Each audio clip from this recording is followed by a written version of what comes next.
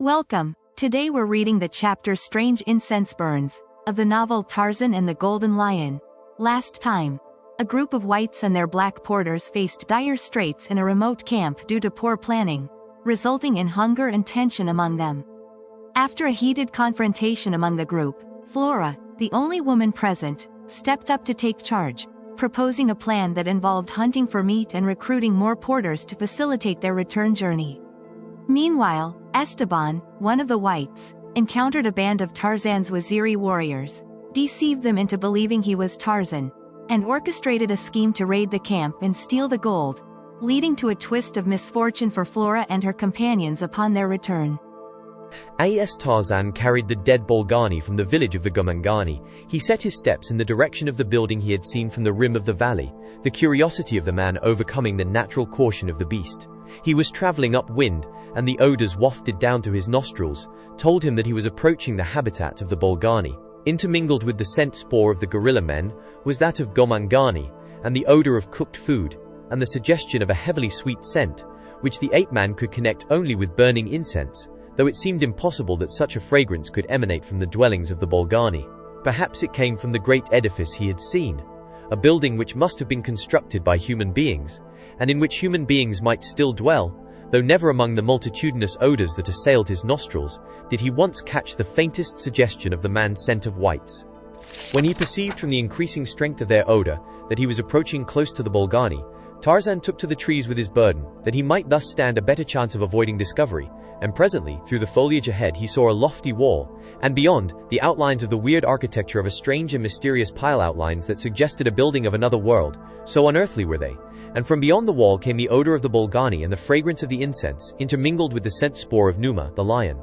The jungle was cleared away for 50 feet outside the wall surrounding the building, so that there was no tree overhanging the wall, but Tarzan approached as closely as he could, while still remaining reasonably well concealed by the foliage. He had chosen a point at a sufficient height above the ground to permit him to see over the top of the wall.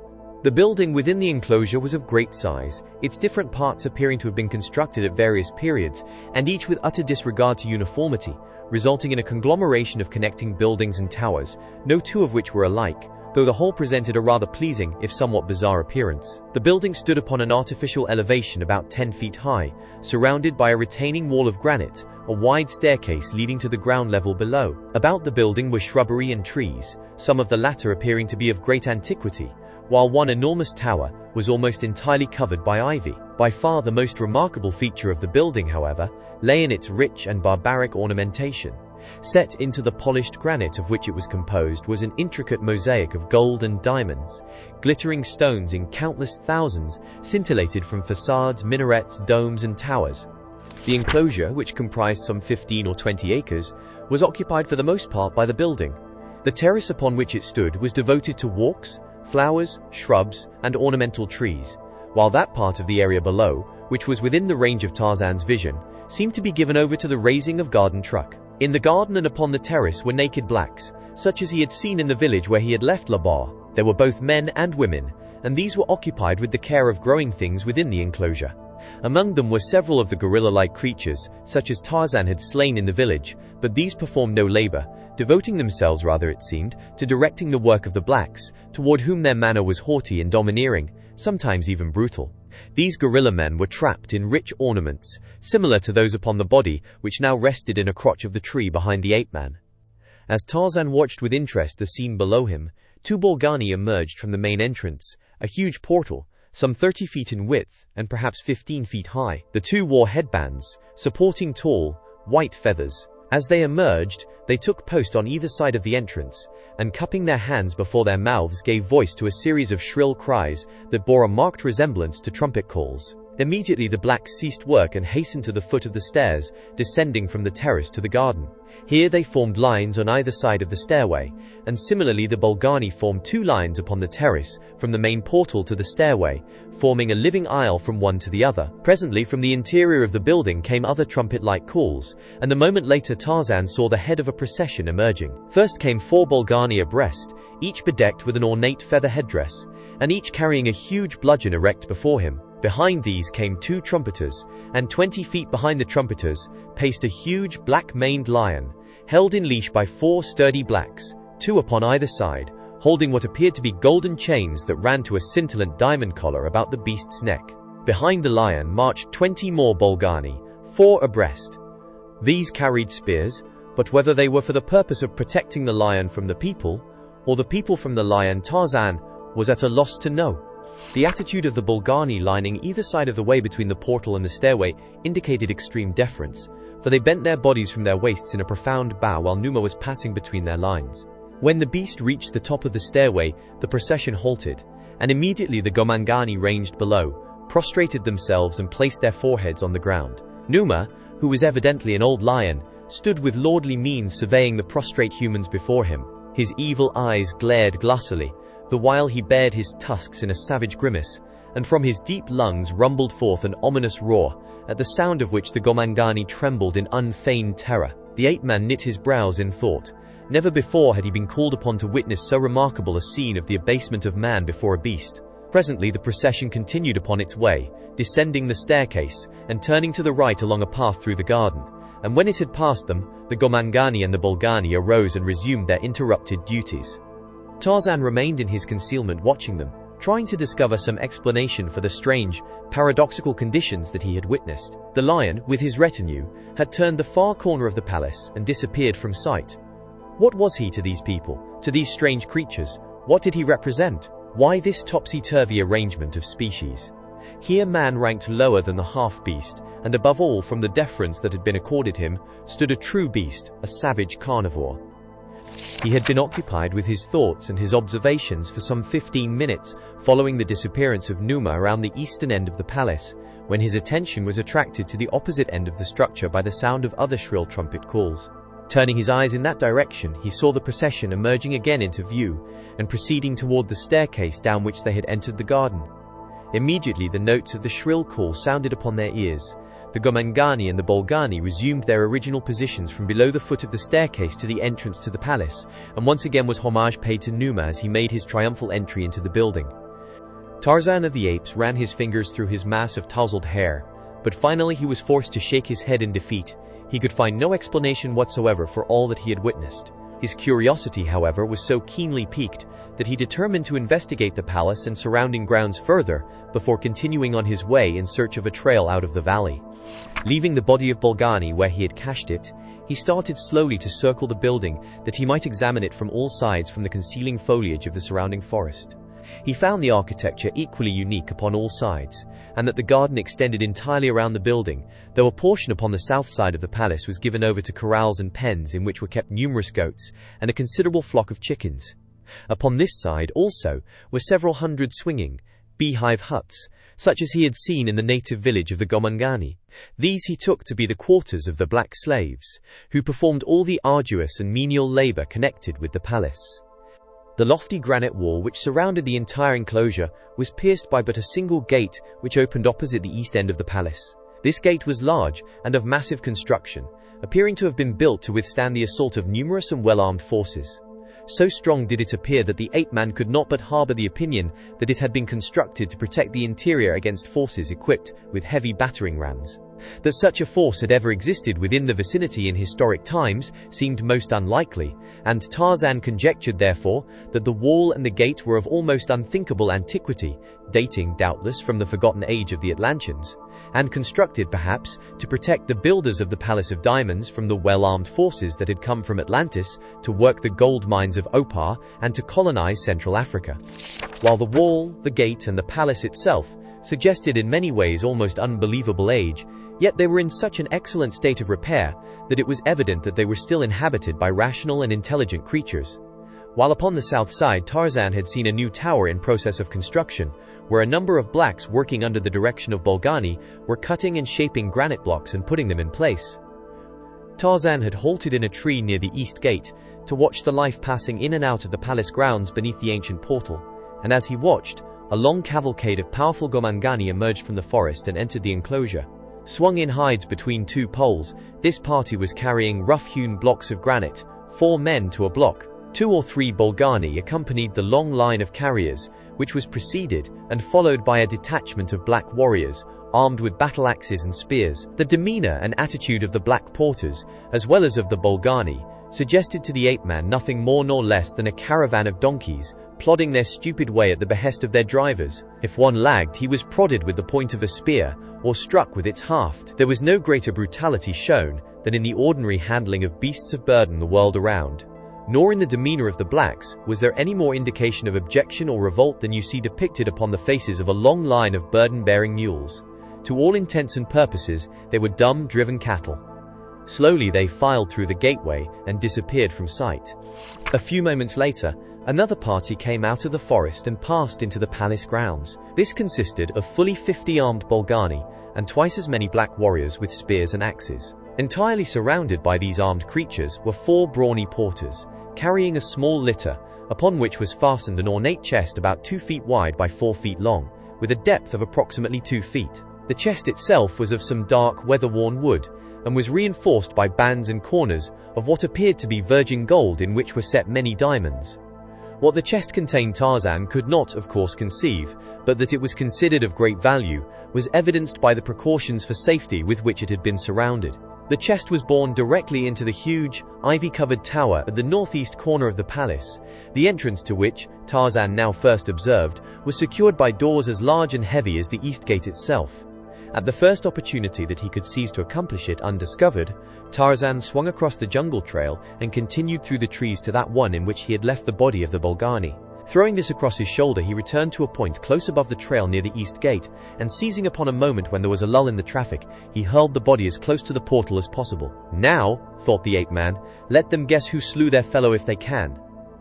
Making his way toward the southeast, Tarzan approached the mountains which lie back of the Valley of the Palace of Diamonds. He had often to make detours to avoid native villages, and to keep out of sight of the numerous parties of Bolgani that seemed to be moving in all directions through the forest. Late in the afternoon he came out of the hills into full view of the mountains beyond. Rough granite hills they were, whose precipitous peaks arose far above the timberline. Directly before him a well-marked trail led into a canyon which he could see wound far upward, toward the summit. This then would be as good a place to commence his investigations as another. And so, seeing that the coast was clear, the ape-man descended from the trees, and taking advantage of the underbrush bordering the trail, made his way silently, yet swiftly, into the hills. For the most part, he was compelled to worm his way through thickets, for the trail was in constant use by Gomangani and Bolgani, parties passing up it empty-handed and, returning, bearing blocks of granite. As he advanced more deeply into the hills, the heavy underbrush gave way to a lighter growth of scrub, through which he could pass with far greater ease, though with considerable more risk of discovery. However, the instinct of the beast that dominated Tarzan's junglecraft permitted him to find cover where another would have been in full view of every enemy. Halfway up the mountain the trail passed through a narrow gorge, not more than 20 feet wide and eroded from solid granite cliffs. Here there was no concealment whatsoever, and the ape-man realized that to enter it would mean almost immediate discovery. Glancing about, he saw that by making a slight detour, he could reach the summit of the gorge, where, amid tumbled granite boulders and stunted trees and shrubs, he knew that he could find sufficient concealment, and perhaps a plainer view of the trail beyond. Nor was he mistaken, for, when he had reached a vantage point far above the trail, he saw ahead an open pocket in the mountain, the cliffs surrounding which were honeycombed with numerous openings, which, it seemed to Tarzan, could be naught else than the mouths of tunnels. Rough wooden ladders reached to some of them, closer to the base of the cliffs, while from others knotted ropes dangled to the ground below. Out of these tunnels emerged men carrying little sacks of earth, which they dumped in a common pile beside a rivulet which ran through the gorge. Here other blacks, supervised by Bolgani, were engaged in washing the dirt, but what they hoped to find, or what they did find, Tarzan could not guess. Along one side of the rocky basin, many other blacks were engaged in quarrying the granite from the cliffs, which had been cut away through similar operations into a series of terraces running from the floor of the basin to the summit of the cliff. Here naked blacks toiled with primitive tools under the supervision of savage Bolgani. The activities of the quarrymen were obvious enough, but what the others were bringing from the mouths of the tunnels Tarzan could not be positive, though the natural assumption was that it was gold. Where, then, did they obtain their diamonds? Certainly not from these solid granite cliffs. A few minutes' observation convinced Tarzan that the trail he had followed from the forest ended in this little cul-de-sac, and so he sought a way upward and around it, in search of a pass across the range. The balance of that day and nearly all the next he devoted to his efforts in this direction, only in the end to be forced to admit that there was no egress from the valley upon this side. To points far above the timber line he made his way, But there, always, he came face to face with sheer, perpendicular cliffs of granite towering high above him, upon the face of which not even the ape-man could find foothold. Along the southern and eastern sides of the basin he carried his investigation, but with similar disappointing results, and then at last he turned his steps back toward the forest, with the intention of seeking a way out through the valley of Opar with La, after darkness had fallen. The sun had just risen when Tarzan arrived at the native village in which he had left La, and no sooner did his eyes rest upon it than he became apprehensive that something was amiss, for, not only was the gate wide open but there was no sign of life within the palisade, nor was there any movement of the swinging huts that would indicate that they were occupied. Always wary of ambush, Tarzan reconnoitered carefully before descending into the village. To his trained observation it became evident that the village had been deserted for at least 24 hours. Running to the hut in which La had been hidden, he hastily ascended the rope and examined the interior. It was vacant, nor was there any sign of the high priestess. Descending to the ground, the ape-man started to make a thorough investigation of the village, in search of clues to the fate of its inhabitants, and of La Chaufferie. He had examined the interiors of several huts when his keen eyes noted a slight movement of one of the swinging cage-like habitations, some distance from him. Quickly he crossed the intervening space, and as he approached the hut, he saw that no rope trailed from its doorway. Halting beneath, Tarzan raised his face to the aperture, through which nothing but the roof of the hut was visible. "Gomangani," he cried, "it is I, Tarzan of the Apes. Come to the opening and tell me what has become of your fellows and of my mate, whom I left here under the protection of your warriors." There was no answer, and again Tarzan called, for he was positive that someone was hiding in the hut. "Come down," he called again, "or I will come up after you." Still, there was no reply.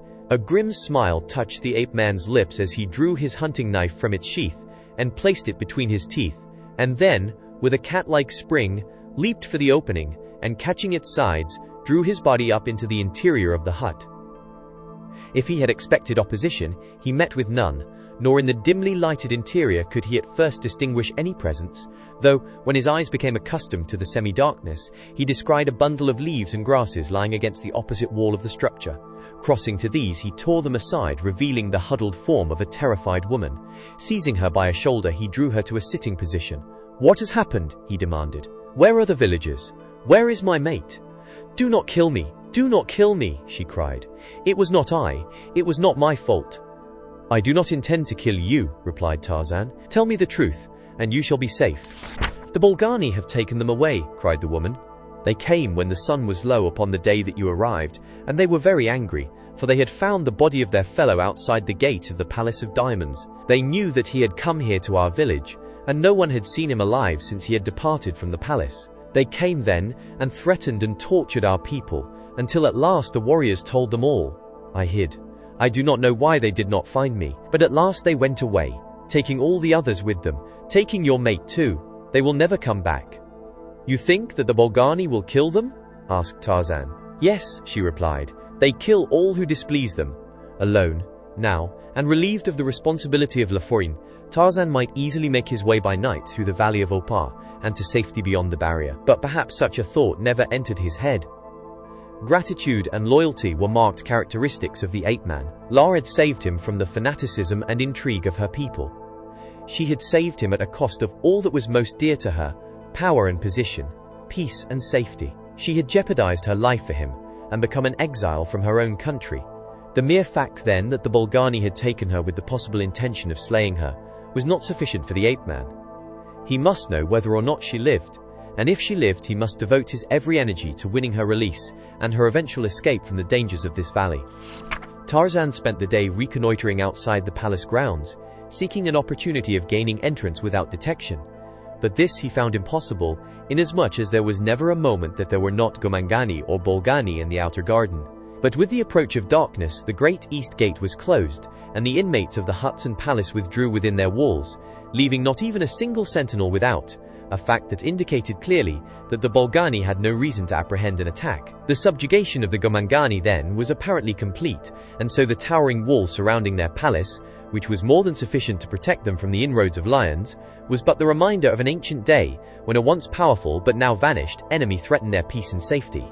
When darkness had finally settled, Tarzan approached the gate, and throwing the noose of his grass rope over one of the carved lions that capped the gateposts, ascended quickly to the summit of the wall, from where he dropped lightly into the garden below. To ensure an avenue for quick escape in the event that he found Jad-bal-ja, he unlatched the heavy gates and swung them open. Then he crept stealthily toward the ivy-covered east tower, which he had chosen after a day of investigation as offering easiest ingress to the palace. The success of his plan hinged largely upon the age and strength of the ivy, which grew almost to the summit of the tower, and, to his immense relief, he found that it would easily support his weight. Far above the ground, near the summit of the tower, he had seen from the trees surrounding the palace an open window, which, unlike the balance of those in this part of the palace, was without bars. Dim lights shone from several of the tower windows, as from those of other parts of the palace. Avoiding these lighted apertures, Tarzan ascended quickly, though carefully, toward the unbarred window above, and as he reached it and cautiously raised his eyes above the level of the sill, he was delighted to find that it opened into an unlighted chamber, the interior of which, however, was so shrouded in darkness that he could discern nothing within. Drawing himself carefully to the level of the sill, he crept quietly into the apartment beyond. Groping through the blackness, he cautiously made the rounds of the room, which he found to contain a carved bedstead of peculiar design, a table, and a couple of benches. Upon the bedstead were stuffs of woven material, thrown over the softly tanned pelts of antelopes and leopards. Opposite the window through which he had entered was a closed door. This he opened slowly and silently, until through a tiny aperture he could look out upon a dimly lighted corridor or circular hallway, in the center of which was an opening about 4 feet in diameter. Passing through which and disappearing beyond a similar opening in the ceiling directly above was a straight pole with short crosspieces fastened to it at intervals of about a foot. Quite evidently the primitive staircase which gave communication between the various floors of the tower. 3 upright columns, set at equal intervals about the circumference of the circular opening in the center of the floor, helped to support the ceiling above. Around the outside of this circular hallway, there were other doors, similar to that opening into the apartment in which he was. Hearing no noise and seeing no evidence of another than himself, Tarzan opened the door and stepped into the hallway. His nostrils were now assailed strongly by the same heavy fragrance of incense that had first greeted him upon his approach to the palace several days before. In the interior of the tower, however, it was much more powerful, practically obliterating all other odors, and placing upon the ape-man an almost prohibitive handicap in his search for Lesago. In fact, as he viewed the doors upon this single stage of the tower, he was filled with consternation at the prospect of the well-nigh impossible task that confronted him. To search this great tower alone, without any assistance whatever from his keen sense of scent, seemed impossible of accomplishment, if he were to take even the most ordinary precautions against detection. The ape-man's self-confidence was in no measure blundering egotism. Knowing his limitations, he knew that he would have little or no chance against even a few Bolgani were he to be discovered within their palace, where all was familiar to them and strange to him. Behind him was the open window and the silent jungle night and freedom. Ahead danger, predestined failure, and quite likely, death. Which should he choose? For a moment he stood in silent thought, and then, raising his head and squaring his great shoulders, he shook his black locks defiantly and stepped boldly toward the nearest door. Room after room he had investigated until he had made the entire circle of the landing, but insofar as Lawa or any clue to her were concerned, his search was fruitless. He found quaint furniture and rugs and tapestries, and ornaments of gold and diamonds, and in one dimly lighted chamber he came upon a sleeping Bolgani, but so silent were the movements of the ape-man that the sleeper slept on undisturbed, even though Tarzan passed entirely around his bed, which was set in the center of the chamber, and investigated a curtained alcove beyond. Having completed the rounds of this floor, Tarzan determined to work upward first and then, returning, investigate the lower stages later. Pursuant to this plan, therefore, he ascended the strange stairway. 3 landings he passed before he reached the upper floor of the tower. Circling each floor was a ring of doors, all of which were closed, while dimly lighting each landing were feebly burning cressets, shallow, golden bowls, containing what appeared to be tallow, in which floated a tow-like wick. Upon the upper landing there were but 3 doors, all of which were closed. The ceiling of this hallway was the dome-like roof of the tower, in the center of which was another circular opening, through which the stairway protruded into the darkness of the night above. As Tarzan opened the door nearest him, it creaked upon its hinges, giving forth the first audible sound that had resulted from his investigations up to this point. The interior of the apartment before him was unlighted, and as Tarzan stood there in the entrance in statuesque silence for a few seconds, following the creaking of the hinge, he was suddenly aware of movement, of the faintest shadow of a sound behind him. Wheeling quickly, he saw the figure of a man standing in an open doorway upon the opposite side of the landing. Did you enjoy today's chapter of Tarzan and the Golden Lion? Why not subscribe and ring the bell?